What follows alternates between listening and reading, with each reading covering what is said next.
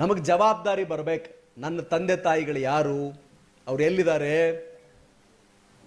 ಗುಡಿಸಲಲ್ಲಿದ್ದಾರಾ? ಬಾಡಿಗೆ ಮನೆಯಲ್ಲಿದ್ದಾರಾ? ನಮ್ಮ ಅಪ್ಪ ಅಮ್ಮ ಕೂಲಿ ಕೆಲಸ ಮಾಡ್ತಾ ಇದ್ದಾರಾ?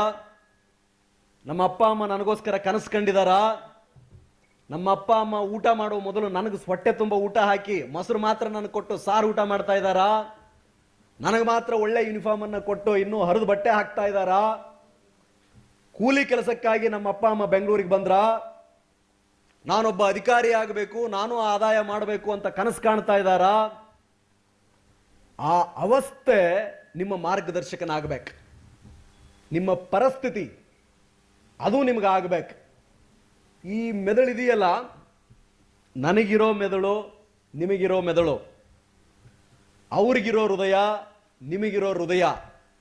ನಮ್ಮ ಸೈಂಟಿಸ್ಟ್ ಸಾಹೇಬರಿಗಿರ್ತಕ್ಕಂಥ ಡೇ 24 ಗಂಟೆ 365 ದಿನ, ಅವರು ವಾಸಿಸುವ ಬೆಂಗಳೂರು, ಕಿರಣ್, ವಿನೋದ್, ಇನ್ಯಾರೇ, ನಾವು ಇಲ್ಲೇ ಇದ್ದೀವಲ್ಲ, ಅವ್ರಿಗೆ ಆಗಲಿಕ್ಕೆ ಸಾಧ್ಯ ಆದರೆ ನಮಗೆ ಯಾಕೆ ಸಾಧ್ಯ ಇಲ್ಲ? ಈ ಪ್ರಶ್ನೆಯನ್ನ ಮಾಡ್ಕೋಬೇಕು. ಸಮಾಜ ಬಯಸೋದೇನೆಂದ್ರೆ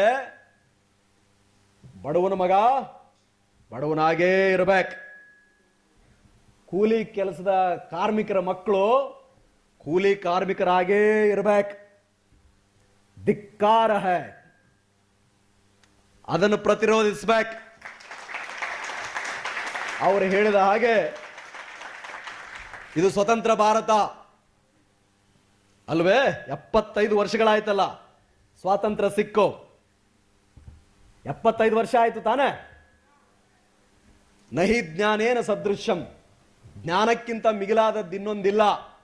ದುಡ್ಡೇ ದೊಡ್ಡಪ್ಪ, ವಿದ್ಯೆ ಅದರಪ್ಪ.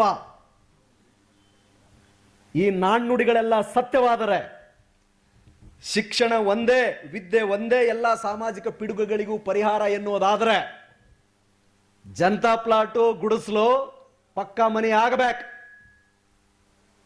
1 ಎಕರೆ ಜಮೀನಿದ್ರು ನೀರಾವರಿ ಸ್ಟಾರ್ಟ್ ಆಗಬೇಕು. ಈ ವರ್ಷ 1 ಲಕ್ಷ ಆದಾಯ ಇದೆಯಾ? ಕಷ್ಟಪಟ್ಟು 2 ಲಕ್ಷ ಆದಾಯ ಬರಲಿಕ್ಕೆ ಏನ್ ಮಾಡಬೇಕೋ ಆ ಎಲ್ಲ ಕೆಲಸ ಕಾರ್ಯಗಳನ್ನು ಮಾಡಬೇಕು. ಸಿವಿಲ್ ಸರ್ವಿಸ್ ಪರೀಕ್ಷೆಗಳನ್ನು ಬರೆದು IAS IPS ಅಧಿಕಾರಿಗಳಾಗಬೇಕು.